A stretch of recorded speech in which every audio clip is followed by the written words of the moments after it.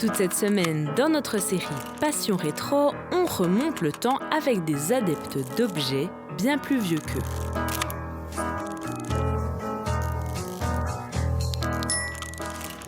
Donc tu mets 126 et le reste en blanc. Des calculs Et je crois que c'est 5 pour le fixateur. et de la concentration. Fiona Caballero s'apprête à développer une pellicule et elle peut compter sur l'aide d'un camarade de classe. On doit calculer un certain temps pour qu'on les mélange. Et je trouve qu'il y a aussi cette envie de voir aussi l'image, comment elle va rendre à la fin. Et est-ce qu'on a fait des erreurs techniques ou pas? Et du coup, ça mène à quelque chose d'un peu... Ça pimente un peu, je trouve. Et dans le développement, il y a aussi un calme, un temps de pause.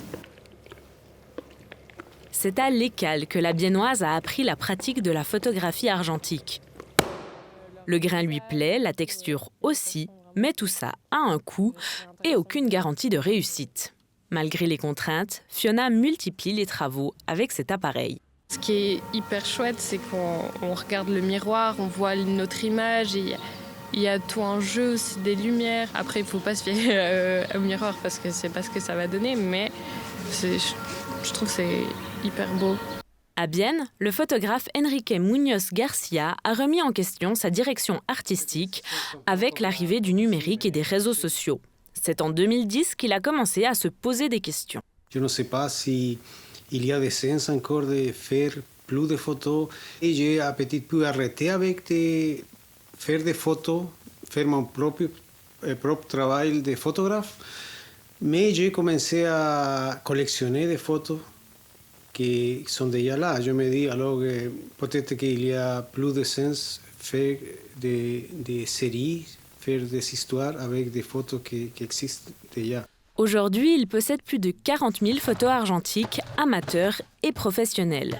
Là, c'est quelques clichés de sa première collection, des femmes avec des jumelles.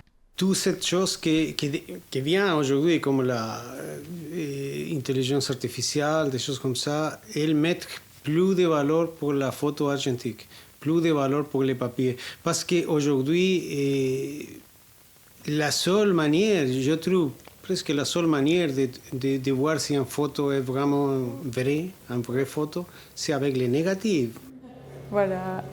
Et du coup, maintenant, après avoir fait ça, on le laisse sécher.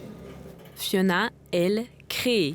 Et qui sait, peut-être qu'un jour, l'un de ces clichés rejoindra la collection de Enrique.